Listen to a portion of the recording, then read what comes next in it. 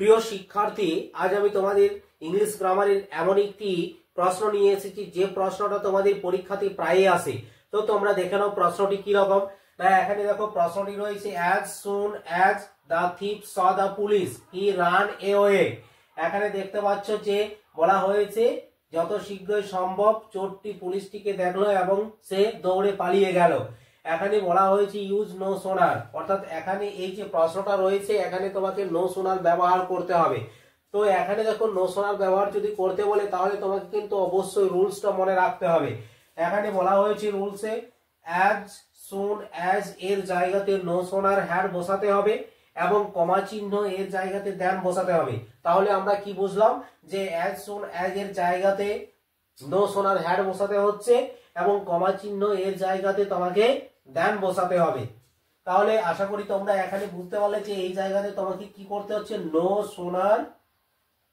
Sooner had বসাতে হচ্ছে আর এই জায়গাতে তোমাকে দেন বসাতে হচ্ছে,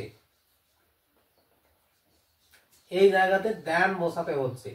তাহলে এই যে এখানে কমা চিহ্ন রয়েছে এখানে দেন বসছে। এবং এখানে তোমাকে আরেকটি বিষয় মনে রাখতে হবে, যেহেতু তুমি এখানে নো সোনার হ্যাড ব্যবহার করছো তাহলে এখানে যে ভার্বটা রয়েছে এটা কিন্তু ভার্বের থার্ড রূপটা হয়ে যাবে, ভার্বের থার্ড রূপ হয়ে যাবে। তাহলে অ্যানসারটা কি রকম হবে? অ্যানসারটা হচ্ছে, দেখো প্রথমে তোমার বলা হলো যে as soon as এর জায়গাতে নো সোনার হ্যাড, তারপর হচ্ছে দা থিপ, তারপরে এখানে তোমার ভার্বের 3 নাম্বার ফর্ম হয়ে যাচ্ছে সিন দা পুলিশ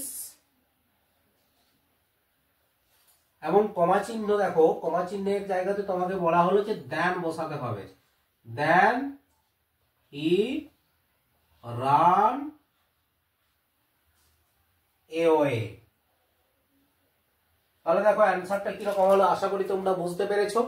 তো দেখো তোমরা যদি আমার চ্যানেলে নতুন হয়ে থাকো তাহলে তোমরা অবশ্যই আমার চ্যানেলটি সাবস্ক্রাইব করে অন নোটিফিকেশন অন করে দেবে, যখন আমি এই ধরনের গ্রামারগুলো আপলোড করব তোমরা সবার আগে পেয়ে যাবে।